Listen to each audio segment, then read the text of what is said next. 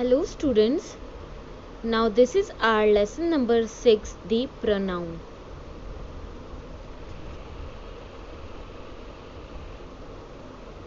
Read the following lines about Mr. Kumar. Mr. Kumar is a teacher. Mr. Kumar is to retire in June. Mr. Kumar's colleagues are planning to give Mr. Kumar a farewell. In the above passage, Mr. Kumar has been repeated many times, so the passage makes a boring reading. Students, यहाँ पर आप एक चीज़ ध्यान दो कि हर जगह इन्होंने mister Kumar हर line में क्या किया है, रिपीट किया है, तो वो हमें सुनने में बहुत ज़्यादा बोरिंग फील होता है. ठीक है, तो हम क्या करेंगे, अब दूसरी लाइन्स पढ़ते हैं नीचे. Mister Kumar is a teacher. He is to retire in June. His colleagues are planning to give him a farewell. Now this is much better than the above one. Okay, this is because repetition of Mr. Kumar's name has been repeated by he, him and his. और इन words को हम क्या कहते हैं, pronouns. ठीक है, a pronoun is a word which is used in place of a noun or noun phrase. ठीक है, तो हम pronoun की definition क्या बोलेंगे. Pronoun is a word which is used in place of a noun or noun phrase. यहाँ noun क्या था, मिस्टर कुमार. ठीक है, तो उसकी प्लेस पे अब हमने क्या लगाया है यहाँ पर, he, his and him. Now kinds of pronoun. There are 8 kinds of pronoun. First one is personal, possessive, demonstrative, interrogative, reflexive, indefinite, reciprocal and relative. ठीक है, तो first one is personal pronoun. I, we, you, he, she, it, they. ठीक है, ये सब personal pronoun है क्योंकि ये सब किसी पर्सन को डिनोट करते हैं. हम हमेशा I, we, you, he, she, it किसी पर्सन की जगह पर प्लेस करते हैं. ठीक है, इसलिए ये पर्सनल प्रोनाउन हो गया. Then possessive pronoun. Mine, his, hers, its, ours, theirs. इसको पॉसेसिव प्रोनाउन कहते हैं क्योंकि किसी चीज़ की पोजीशन को बताता है. देन डेमोन्स्ट्रेटिव में these, that, these, those. Interrogative में who, whom, which, what. Reflexive में my self, her self, him self, your self. ठीक है, इंडेफिनिट में each, every, someone, somebody. Reciprocal each other, one another. And relative is which, who, हुम, whose, of which. Students, अब हम इन्हें detail में पढ़ेंगे. Now first one is personal pronoun. The following table show the breakup of personal pronoun with respect to case, person, number and gender. ठीक है, देखो अब यहाँ पर singular, first person, second person and third person. ठीक है, यहाँ subjective, nominative, objective and possessive. ठीक है, male, female, neutral. First person में आई, ऑब्जेक्टिव में मी एंड उसका पॉसेसिव हो जाएगा माइन. ठीक है, similarly second person is you, objective is you and possessive is yours. third person में male में he, she में female में she, neutral में it. ठीक है, तो उसका he का objective क्या हो जाएगा, him, she का her and it का it ही रहेगा और इसका possessive हो जाएगा his, hers and its. now plural. ठीक है, वी का us and ours. You, yours, they, them and theirs. Now first case and personal pronouns. Always use the nominative case pronoun in the pronoun if the pronoun is a part of the subject. ठीक है, हमें हमेशा nominative case pronoun use करना है जब pronoun एक subject का part हो. जैसे कि my sister and we went to the movie. This is incorrect. My sister and I went to the movie and this is the correct. ठीक है, यहाँ पे हमने नॉमिनेटिव केस प्रोनाउन का यूज़ किया है, मतलब मी की जगह पे यहाँ पर आई होगा. फिर always use the objective case pronoun if the pronoun is a part of the object. और हमें नॉमिनेटिव ऑब्जेक्टिव केस प्रोनाउन का यूज़ करना है जब वो ऑब्जेक्ट का पार्ट हो. जैसे my sister took a picture of him and I. This is incorrect. Now my sister took a picture of him and me. ठीक है, तो दिस इज द करेक्ट, क्योंकि ये ऑब्जेक्ट का पार्ट है इसलिए यहाँ पे ऑब्जेक्टिव प्रोनाउन लगेगा. Personal pronouns are called personal because they indicate a person speaking, spoken to और spoken about. Personal pronoun refers to a specific individual और ग्रुप. ठीक है, मैंने आपको पहले ही बताया कि किसी पर्सन को डिनोट करते हैं, चाहे वो सिंगुलर हो, प्लूरल हो, ग्रुप में हो. ठीक है, जैसे I saw you when she talked to them. In the above sentence the pronoun I refers to the person speaking. अब यहाँ आई कौन हो गया? जो बोलने वाला है person. The pronoun you refers to the person whom is spoken to, और जिससे बात की जा रही है वो यू है. And the pronoun she and them are refers to the person spoken about, और जिसके बारे में बात हो रही है. And I is the first person, you is the second person, and she and them are the third person. Now second one is number and personal pronouns. The number shows whether the pronoun refers to a single person or thing or more than one person or thing. ठीक है, ये number एक या एक से ज़्यादा है या क्या है उसके बारे में बताता है. It tells what verb we have to use singular or plural, और ये हमें बताता है कि हमें singular verb को यूज़ करना है कि plural को यूज़ करना है. He is late, we are late. ठीक है, using singular form of the verb B is, and इसमें आर यूज किया है. तो इज हमें क्या बता रहा है? सिंगुलर. एंड आर हमें क्या बता रहा है? Plural. Remember that the pronoun you, whether it is singular और plural, always takes a plural form of the verb we. चाहे यू सिंगुलर हो या प्लूरल हो, हमेशा यू प्लूरल का ही फॉर्म लेता है. जैसे you were late, you are late. कभी भी हम यू इज लेट नहीं बोलते हैं, दिस इज रॉन्ग. ठीक है. Now gender and personal pronouns. Some of the personal pronoun have gender which means that they are masculine, male, feminine और neuter. ठीक है, knowing the gender of antecedent we can choose pronoun and matching the gender. जैसे Sumit is my brother, I like him. This is a masculine gender. This is Samita. She is a dancer. This is feminine. This is my pen. Give it to me. And pen is a neuter gender. तो वहाँ it लगाया. ठीक है, Sumit mail था तो him. Samita is female तो she. And pen is neuter, so we have used it. Now second one is possessive pronouns. A possessive pronoun indicates that the person has a possession of something. It defines who owns a particular object or person. The possessive personal pronouns are, देखो मैंने आपको बताया ना, जैसे कि possessive pronoun क्या होते हैं? जो पोजीशन बताते किसी चीज़ की. ठीक है, तो जैसे कि mine, yours, hers, his, its, ours, theirs. जैसे कि दिस पेन इज माइन. अब ये पेन की पोजीशन बता रहा है कि ये पेन किसका है? ये मेरा है. तो पोजीशन क्या हो गई? Mine. Then here the positive pronoun mine function है सब्जेक्ट कॉम्प्लीमेंट, और ये एक सब्जेक्ट कॉम्प्लीमेंट का वर्क कर रहा है. This book is yours. This is also a subject complement. Yours is a subject complement. His is on the table as subject. ठीक है, it is a favourite film of theirs.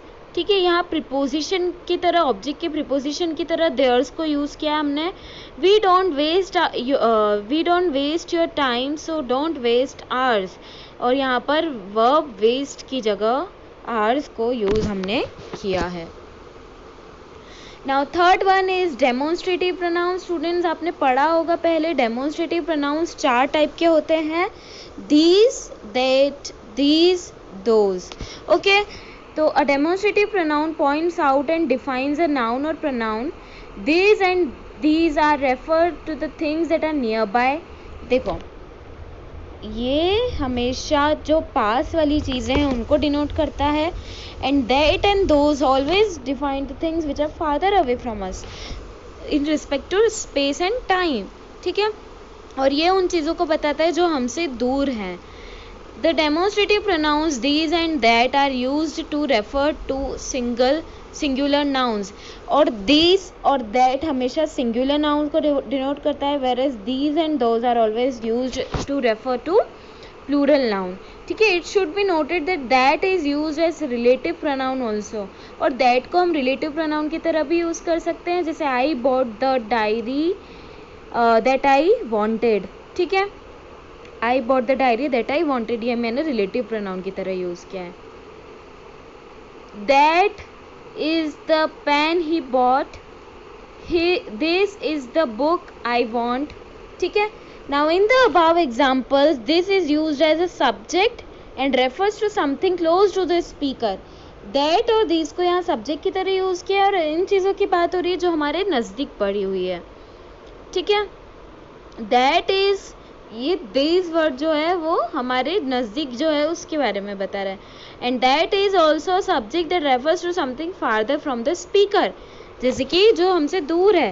That is a pen he bought, मतलब वो जो दूसरा, मतलब जो हमसे दूर पड़ा हुआ है उस पेन को वो देखकर बता रहे हैं कि ये वो वाला पेन है जो वो लेकर आया, ठीक है।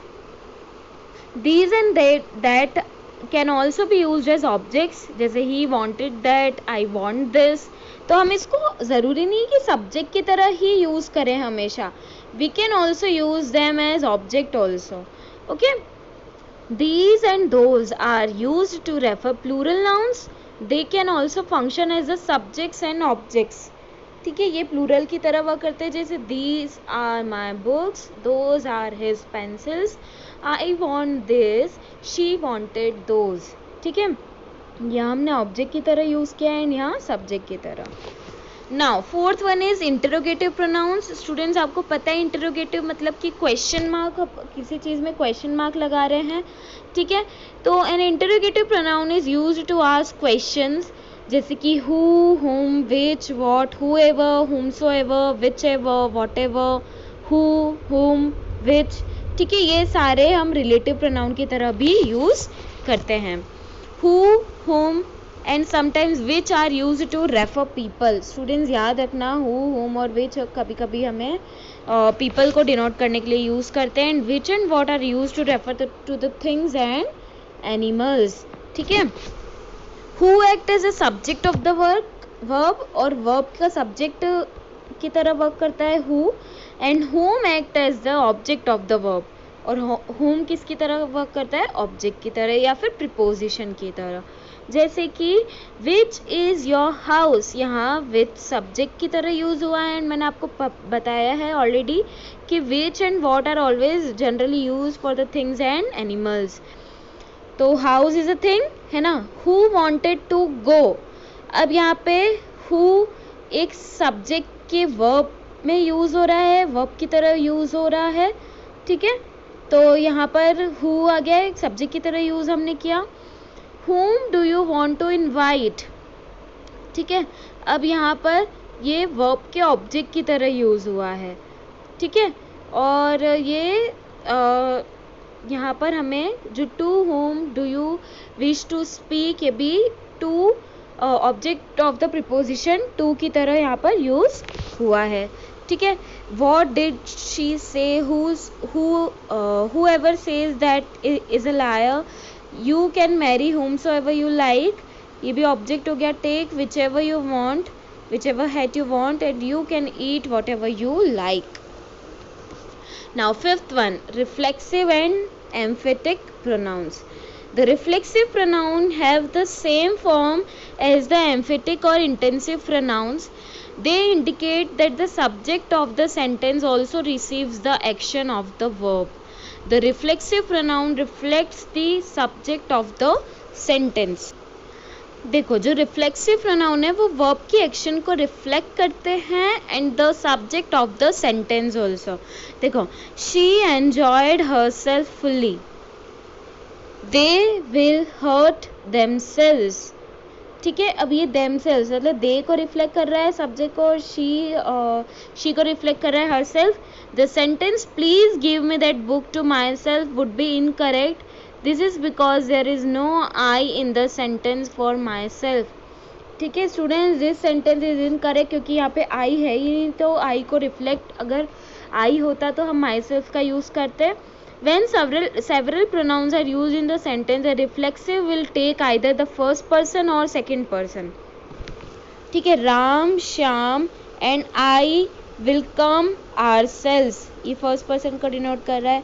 You and Mohan should come yourselves, पर ये सेकेंड पर्सन को डिनोट कर रहा है. ठीक है. The emphatic pronouns emphasize a noun और प्रोनाउन. ठीक है. She herself decided to go, he himself is to be blamed, I myself will do all this, you yourself are guilty. तो ये यहाँ पर हर चीज़ को क्या कर रहा है, ये रिफ्लेक्ट कर रहा है. यहाँ सब्जेक्ट को ये रिफ्लेक्ट कर रहा है, इसीलिए हम इसको रिफ्लेक्सिव प्रोनाउन बोलेंगे. Now reciprocal pronouns. The reciprocal pronouns are each other and one another. Each other is more frequently used than one another. Each another ज़्यादातर यूज़ होता है one another से. But when more than two people or things are involved, जब दो से ज़्यादा चीज़ें involve होती है तो हम one another का यूज़ करते हैं. We can bring two sentences together by using a reciprocal pronoun. और reciprocal pronoun की वजह से हम दो सेंटेंसेस को कंबाइन कर सकते हैं. ठीक है.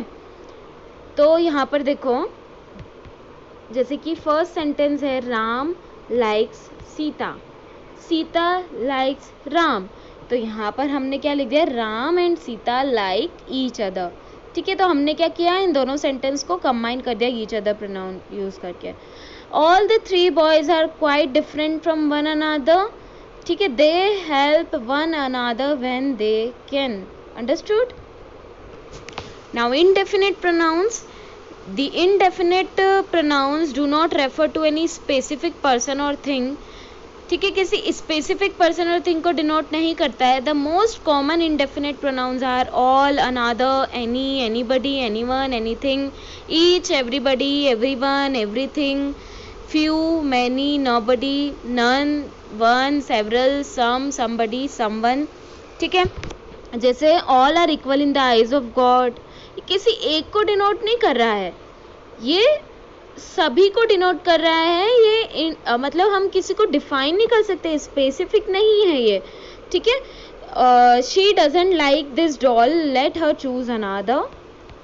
ठीक है. In this way this are the examples of indefinite pronouns in which we have used this many words.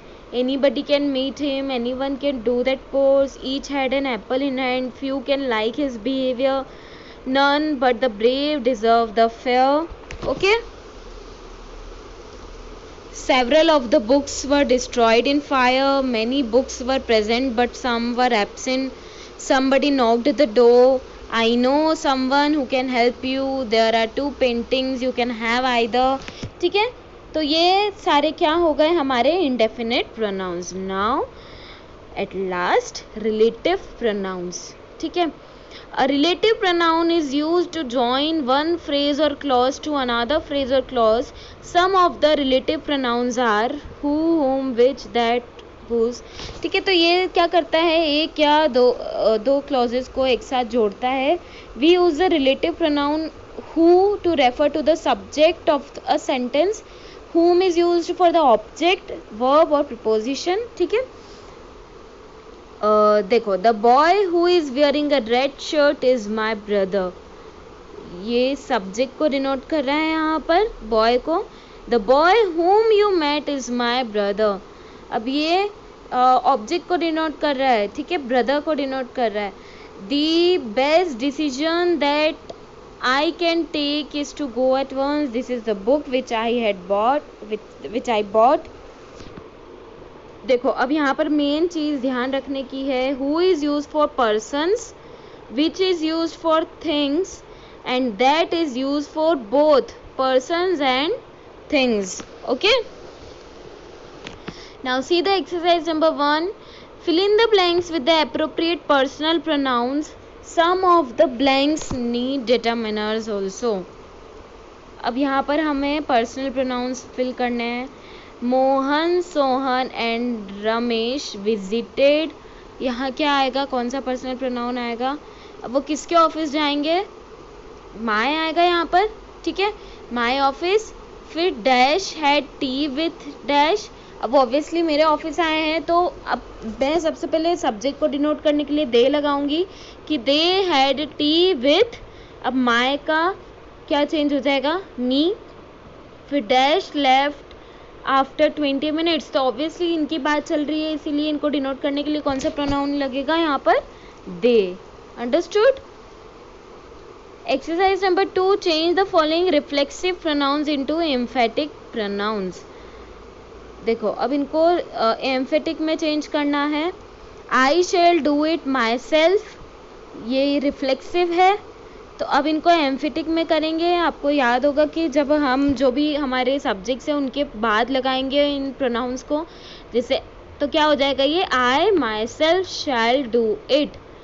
तो ऐसे सेकेंड वाला जो है उसका क्या हो जाएगा, she can go there herself का she herself can go there.